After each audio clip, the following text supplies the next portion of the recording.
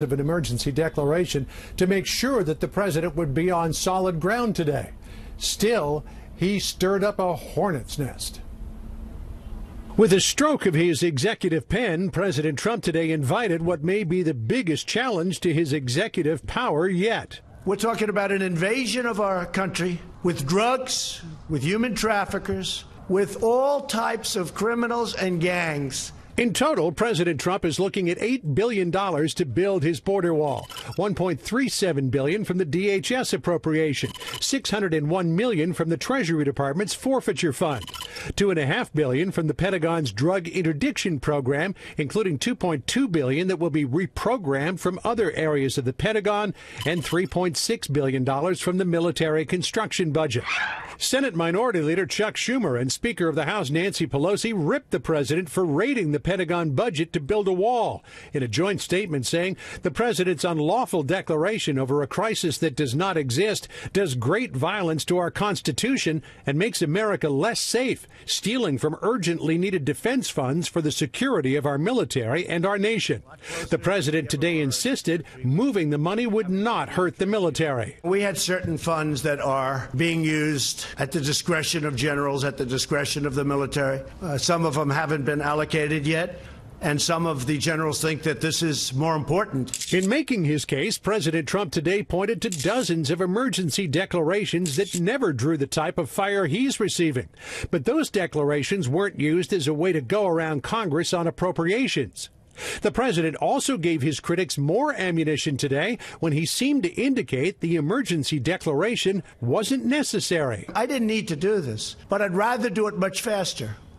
And I don't have to do it for the election. I've already done a lot of wall. Socialist firebrand Congresswoman Alexandria Ocasio-Cortez said she'd introduce legislation to block the president, tweeting, "Joaquin Castro, Texas, and I aren't going to let the president declare a fake national emergency without a fight." A congressional fight may be the least of the president's worries. White House officials, even the president, openly acknowledge their attempt to reprogram military money will land them in court. They will sue us in the Ninth Circuit, even though it shouldn't be there, and we will possibly get a bad ruling, and then we'll get another bad ruling, and then we'll end up in the Supreme Court, and hopefully we'll get a fair shake, and we'll win in the Supreme Court. The words had barely escaped the president's lips when the ACLU announced that it would sue the president. And Democrats on the House Democrats in the House Judiciary Committee, today sent a letter to the White House saying that they wanted to investigate the president's emergency declaration and asked the White House to make officials from both here and the Department of Justice available for the hearings. Brett? More on this with the panel. John Roberts, live on the North Lawn. John, thanks. As we told you earlier, the president says the situation on the southern border is an invasion. His critics say it's a made-up emergency. Tonight, correspondent Casey Stiegel shows us what's happening at one major crossing, and you can decide for yourself. Here in Eagle Pass, Texas, U.S. Customs and Border Protection officials face the arduous task of processing each caravan migrant, which involves feeding them and then conducting a credible fear interview to see if they qualify for asylum in the U.S. If they do, they're sent to a U.S. detention facility to formally begin the process in immigration court. At this point, the system is at a total capacity at all points in the process. The status quo. The Dow was up 3 1/3 percentage points. The S&P 500 gained 2.6. The Nasdaq finished ahead almost 3. Now, one of the reasons experts saw for today's market surge was China. President Trump says whatever trade deal he makes with that country will be second-guessed by his critics, so he has an unusual plan to address that. Tonight, correspondent Kevin Corke takes a look at how the negotiations are progressing and what the future may hold. There is a possibility that I will extend the date. And if I do that, if I see that we're close to a deal or the deal is going in the right direction, I would do that at the same tariffs that we're charging now. From Washington to Beijing, all the way to the corner of Wall and Broad, the president's announcement today that he might delay increasing tariffs on Chinese goods if ongoing trade talks continue to progress was met with great optimism, a reflection perhaps of both the pace of the talks and the size of the deal. I guess you could say it's like Must be the biggest deal ever made if you think trade with China. How big does that get? But time is running out. The president's threatened to raise tariffs on $200 billion worth of Chinese goods if a deal can't be struck by March 1st. That's on top of the more than $250 billion in tariffs already imposed. We're going to be leveling the playing field. The tariffs are hurting China very badly. Right now, China is paying us billions of dollars a year in tariffs, and I haven't even started. But trade talks have started, and they've led to progress between the two parties, according to the White House, something China's president hopes will continue. I think that so far, the trade teams from both countries are working towards this road of consensus. But President Brett also said he would welcome input from a pretty unlikely source, offering to welcome Chuck Schumer and Nancy Pelosi in toward the end of any negotiations to share their thoughts on a possible deal. Brett? Kevin Corke of the White House briefing room. Kevin, thanks. A former top FBI official seems to be changing his story regarding an attempt to remove President Trump from office. The lawyer for fired Deputy Director of the FBI, Andrew McCabe, says statements about an effort to invoke the 25th Amendment are being taken out of context and misrepresented. He says McCabe was present when the subject was brought up by Deputy Attorney General Rod Rosenstein, but McCabe did not participate in, quote, extended discussions about it. Also tonight, a federal judge has issued a partial gag order in the criminal case of longtime Trump confidant Roger Stone. He's charged with lying to Congress, obstruction, and witness tampering related to material stolen from the Hillary Clinton campaign. Stone has pleaded not guilty. The U.S. Supreme Court will decide whether the 2020 census can include a question about citizenship that could affect the allocation of seats in the House of Representatives and the distribution of billions of dollars in federal money. The justices have agreed to a speedy review of a lower court ruling that has so far blocked the administration from adding the citizenship question to the census for the first time since 1950. Police in Chicago say 2 men have been arrested in the investigation into an alleged assault on an actor. Jesse Smollett of the Fox TV show Empire says he was beaten by men shouting racial and homophobic slurs, one of whom said, quote, "This is MAGA country," referring to the president's Make America Great slogan. Great Again slogan. Police say the suspects, who are also black, were arrested for probable cause of committing the assault, but had not been charged as of this afternoon. One of them, according to police, worked on the set of Empire, and sources say they were friends of Smollett. That is all adding up to the growing suspicions by some in Chicago that Smollett may have fabricated the story. The U.S. is ratcheting up the economic and political pressure on Venezuela, with new sanctions announced today targeting 5 individuals from the Maduro regime. As that country hangs on the brink of civil war, National Security Advisor John Bolton speaks to correspondent Jillian Turner about the Trump team's game plan to oust Nicolas Maduro. There's a lot at stake here. We're supporting this popular movement in Venezuela. In an exclusive interview with Fox News, President Trump's national security advisor, John Bolton, says time's up for disputed Venezuelan President Nicolas Maduro. I can tell you, among the key generals, the leading figures supporting Maduro, they're in constant conversation with the opposition. The press doesn't see this. It's not on the surface, but they're negotiating. Clinging to power in Caracas, Maduro is firing warning shots at the Trump administration. The infected hand of Donald Trump is hurting Venezuela. Hands off of Venezuela, Donald Trump, and Venezuela will flourish. As millions of Venezuelans... It's been more than 3 weeks since opposition leader Juan Guaido claimed the presidency, and yet the country's military remains firmly behind Maduro. Venezuela has 2,000 generals. That is more than all the generals in every NATO country combined. So that tells you where the corruption is. Sources tell Fox News President Trump has stopped shy of ordering the Pentagon to draw up military plans, but the prospect of unilateral military intervention remains high. Bolton says it's a top priority for President Trump. We talk about it several times a day. He's very interested in this. The Pentagon confirms U.S. military planes are delivering humanitarian aid to the Colombian border. On Monday, President Trump set to address Venezuelan Americans in Miami. He'll make the case that socialism ultimately drives nations into the ground. Brett? Jillian, thank you. Up next, the top man at the Pentagon is calling for more international help in the fight against ISIS, especially in Syria. First, here's what some of our Fox affiliates around the country are covering tonight. Fox 11 in Los Angeles has a weather system known as an atmospheric river unleashes heavy rain across California, bringing the threat of mudslides and flooding to a region that has seen days of rain and heavy snow. Floodwaters are raising concerns about structural damage in one community southeast of L.A. Classes in many San Diego County school districts were canceled because of flooding, power outages, and road closures. Fox 28 in Columbus, Ohio, as Planned Parenthood sues the state of Ohio over a law that bans dilation and evacuation abortions, one of the most common abortion methods. Former Governor John Kasich signed a bill last year on the procedure known as DD&E. It is commonly used in second trimester abortions. Similar laws have been rejected by the courts. And this is a live look at Philadelphia from our affiliate Fox 29. One of the big stories there tonight, Pennsylvania's governor says the state's medical marijuana program has helped 83,000 patients cope with various conditions and illnesses in its first year. Approximately 1,000 physicians are now approved to allow patients to access the drug, and more than 14,000 doctors have registered to be a part of that program. That's tonight's live look outside the Beltway from Special Report. We'll be right back.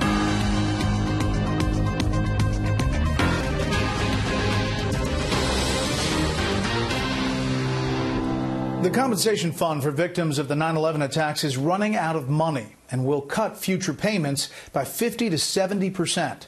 Nearly 40,000 people have applied to the federal fund for those with illnesses potentially related to being at the site of 9/11. Nearly $5 billion in benefits have been awarded out of the $7.3 billion fund. Officials say any pending claims will be paid out at 50% of their prior value. Valid claims received after February 1st will be paid at just 30%. The fund is scheduled to stop taking claims in December of next year. The president's acting defense secretary says he foresees growth in the international coalition that is fighting ISIS terrorists in Iraq and Syria. The statement from Defense Secretary Patrick Shanahan comes as U.S.-backed forces are trying to eradicate ISIS from its last stronghold inside Syria. Correspondent Benjamin. Region. And we will continue to support our local partners' ability to stand up to the remnants of ISIS.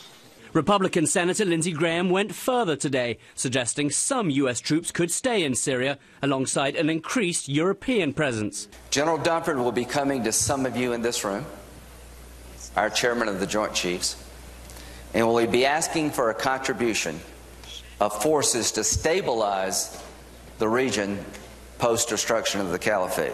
Others are preparing too. In Sochi, the leaders of Russia, Turkey and Iran met to discuss the U.S. withdrawal.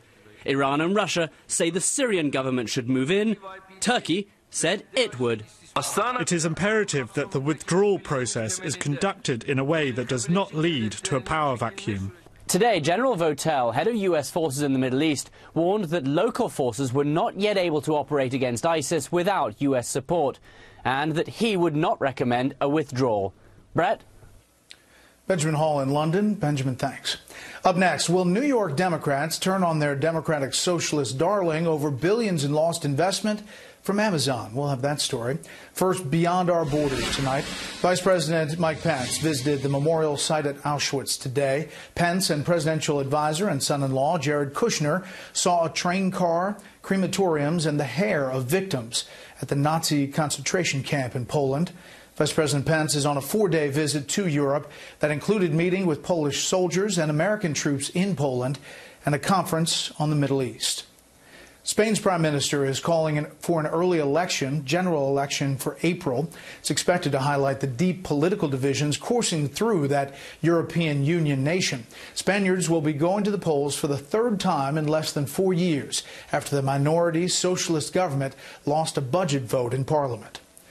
Dozens of protesters held a demonstration today in support of a Philippine journalist who has aggressively covered President Rodrigo Duterte's administration. Federal agents served a warrant against Maria Ressa late Wednesday afternoon and escorted her from her office. Government critics are denouncing the move as a threat to media freedom. Just some of the other stories beyond our borders tonight. We'll be right back.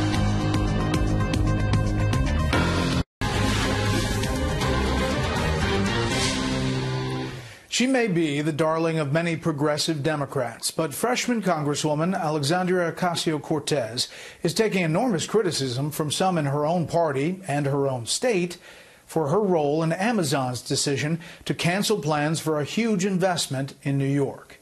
Here's correspondent Doug McElway. Democrats are often called the party of the big tent, but critics say Amazon's decision to bail on a new headquarters in Queens, New York has exposed the party's other reputation as a circular firing squad. Why in the world would you celebrate driving 25,000 jobs out of Long Island City? I mean, that is just ridiculous. Amazon said the average salary for those 25,000 new employees would have exceeded $150,000 per year, bringing in an estimated $27.5 billion in tax revenues over the next 25 years. A windfall, especially considering the state only had to give up $3 billion in tax incentives to entice Amazon. But the increasing leftward anti-business tilt of the party helped poison the deal. One Amazon executive told NBC, quote, "If you talk to Alexandria Ocasio-Cortez, it's never Amazon." What this is a celebration of is that everyday people in the community stood up and they wanted a say in what was happening in their own backyard.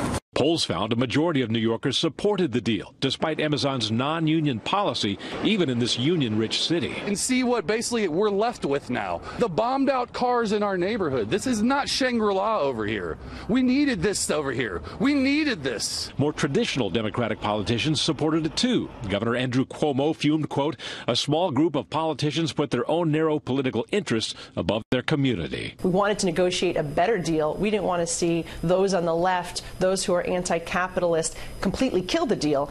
It's the latest fissure in a party which is smarting from the controversies of late-term abortion, blackface, and sexual harassment in Virginia, an embarrassing rollout of what some Democrats say is the overly ambitious Green New Deal, and accusations of anti-Semitism within its caucus. Those controversies are all boxes that President Trump may be checking for later use when his re-election campaign gears up. Brett? Doug, thank you. Monday, we begin a week-long series examining the Congresswoman's controversial new Green Deal proposal, and we'll look at all the specifics. President Trump may be getting his first challenger for the Republican Party nomination in 2020, as Democrats in Washington are plotting their strategy for the next election cycle. Correspondent Peter Doocy is live tonight with that story. Peter? Brett, the current president campaigned on a promise to build the wall, and now some Democrats hoping to challenge him next year are thinking out loud about doing the opposite. If you could, would you take the wall down now? Here. Yes. Like you have a wall. Absolutely. Knock it down. I'd take the wall down. I could look at it and see which part he means and why, and if it makes sense, I could support it. Border security should always be a priority for our country. The question is, where do we need to put the resources to make sure that our border is safe? The headliner at the DNC's winter meeting in Washington today was Stacey Abrams, who just gave the Democratic response to the State of the Union, but spent most of her time on stage today relitigating her unsuccessful gubernatorial campaign in Georgia in the midterms. Voter suppression is legal in the United States right now. They take legal actions and bastardize them and manipulate them until the rights that they are supposed to protect are no longer visible. And for the first time this cycle, a Republican has opened up an exploratory committee hoping to challenge President Trump. Former Massachusetts Governor Will Weld, who already popped up in New Hampshire. Why you, Mr. Weld? Why you? Well, I've got a boy's regular haircut to start with. I am serious about this. But Weld faces incredible headwinds in a potential challenge to Trump. For one thing, the RNC has already endorsed the president's re-election campaign. Second of all, the New Hampshire Republican Party chairman has already said that Weld, who endorsed Obama and Clinton, needs to think hard about how welcome he really is in the GOP. Brett. Peter Doocy at the Democrats' winter meeting. Peter, thanks. Former NFL quarterback Colin Kaepernick has resolved pending grievances with the National Football League. Kaepernick and former teammate Eric Reid filed collusion grievances against the league, saying they were blacklisted because of protests during the national anthem at games. Kaepernick has not played in the league since 2016. Reid missed 3 games last season before signing with Carolina.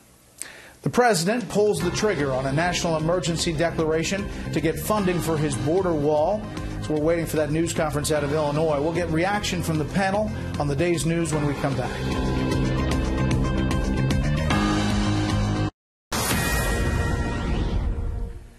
This is a Fox News alert. We are getting ready to hear from authorities in Aurora, Illinois, and that shooting today. President Trump just tweeted about the shooting in Aurora, in which at least one person has been killed, 4 police officers wounded. He says, quote, "Great job by law enforcement in Aurora, Illinois. Heartfelt condolences to all of the victims and their families. America is with you." As you look live at the site of the news conference and the scene in Aurora, Illinois, authorities are saying, again, at least one person was killed, 4 police officers wounded. The shooter opened fire in an industrial park.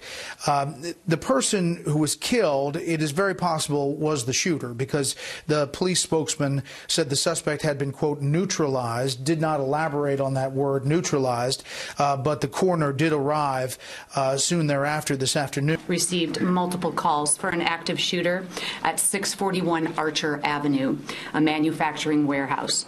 At 1:28, officers arrived and were fired upon immediately. 2 of the initial 4 officers entering the building were shot. Additional officers began to arrive and were also fired upon. A total of 5 officers were struck by gunfire. The other officers on the scene located gunshot victims inside the building. At this time, we have confirmed that 5 victims are deceased. The Aurora Fire Department arrived on scene to stage with medics. A regional law enforcement response was coordinated to include Rescue Task Force, and several teams of officers went inside to locate and engage the offender. The building is 29,000 square feet, and when they located the offender, they engaged in gunfire with him, ultimately killing him. The shooter is identified as Gary Martin. He is a 45-year-old man, and we believe he was an employee of the company. At this time, we aren't sure of the motive of this act of violence. We do not have the identities of the deceased, but we would like family members to know that unification for the victims and witnesses that were in the building will be at Aurora University Public Safety Building located at 1408 South Lawn. All 5 police officers were transported to local hospitals, and from there, 2 were airlifted to Chicago area trauma centers. A 6th officer is being treated for a knee injury. I want to take this opportunity to send positive energy to those officers who are being treated, and to the officers and medics who showed up from all over the state to render aid. This message is for them. Thank you for your selfless act. Thank you for running towards gunfire and putting your lives in danger to protect those inside the business. My heart goes out to the victims and their families who simply went to work today like any other day. We offer our sincere condolences, and as the facts of this tragedy unfold, we will provide information and attempt to make sense of it. I'd like to introduce now our mayor, Richard C. Irvin, to say a few words.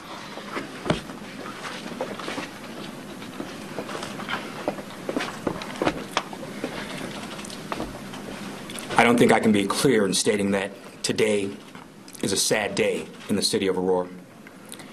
For so many years, we have seen similar situations throughout our nation, and the horrible feeling that we get when we see it on the news. To experience it firsthand, it's even more painful. It's a shame that mass shootings such as this have become commonplace in our country.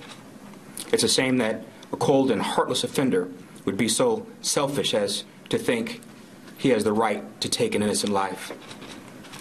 But we as society cannot allow these horrific acts to become commonplace. We as a society cannot allow the selfless and heartless acts of this terrible tragedy to be relegated to spots on the 10 o'clock news. We must never forget those innocent people who were senselessly gunned down, the mothers and fathers, sons and daughters. We must never forget those police officers that rose to the call of duty and put themselves in harm's way to protect the innocent, who are also mothers and fathers, sons and daughters. Our hearts go out to the victims in this horrific tragedy. Our prayers to their families during what I'm sure will be a long and painful healing process. But we will heal. We will come together as one community and stand by those in pain from today's great loss. We will stand together with those officers shot in the line of duty. We will come together and heal as one Aurora. Let me commend our heroic first responders, the Aurora Police Department, the Aurora Fire Department, our 911 operators, Kane County Sheriff's Office, and all the FBI, and all the responding public safety teams throughout mutual aid, and who have come from near and far to assist today. They all put their lives on the line to secure the health and safety of others. We sincerely thank you. Thank you to every person who was directly involved in this incident. Your patience and professionalism during this entire process was commendable and allowed the responding officers to get the job done. We're here for you all as well. Thank you to the entire Aurora community for helping us to get the word out and provide accurate information throughout the community. Your support was invaluable and will continue to be from this point forward. Thank you to the people from throughout the nation who have offered assistance as well. We need your support and we need your prayers more than ever. On behalf of the entire city of Aurora, remember, we are one community and we will be stronger than ever past this. At this time, I will introduce our governor, J.B. Pritzker.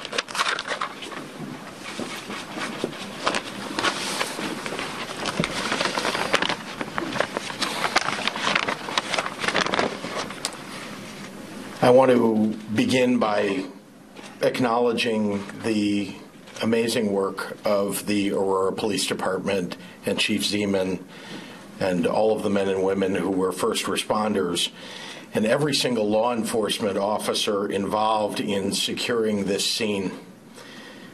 You rushed toward danger, and in doing that you saved countless lives, and you represent the very best of what it means to protect our communities and to serve our communities. You have our deepest gratitude, and all the resources of the state that you need are at your disposal to continue your work into the evening and in the days ahead.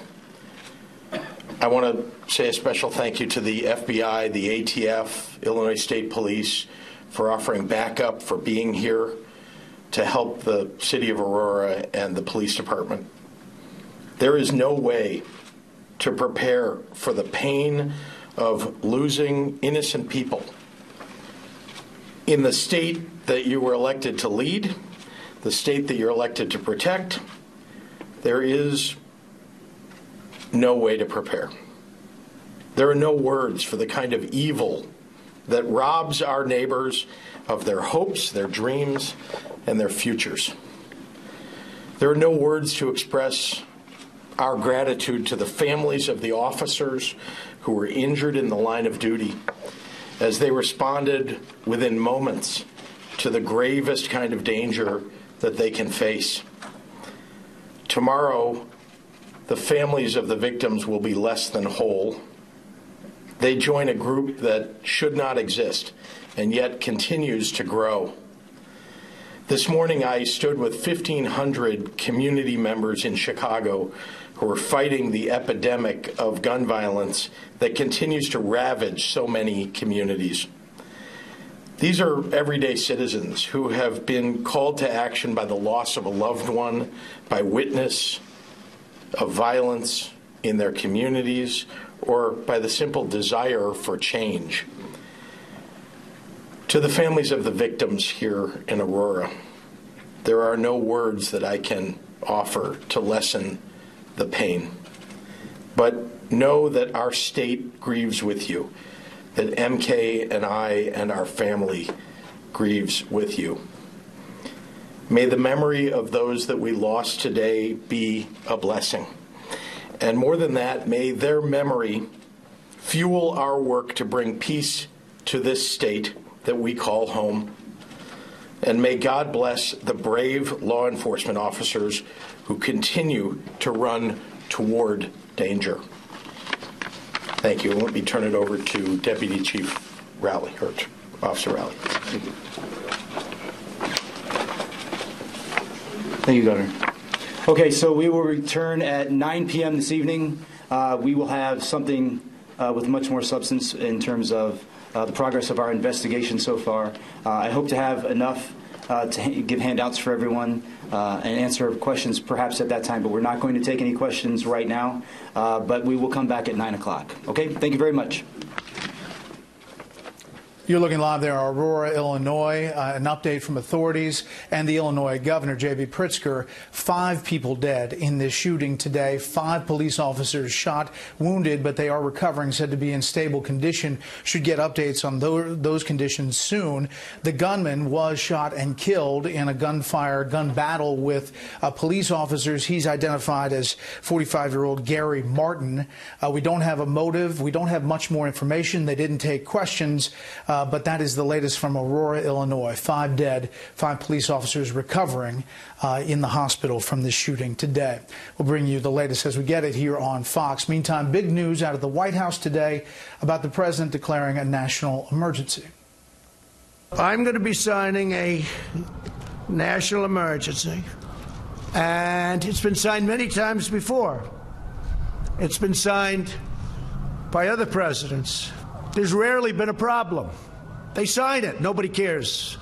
I'll sign the final papers as soon as I get into the Oval Office, and we will then be sued, and they will sue us in the Ninth Circuit, even though it shouldn't be there, and we will possibly get a bad ruling, and then we'll get another bad ruling, and then we'll end up in the Supreme Court, and hopefully we'll get a fair shake, and we'll win in the Supreme Court.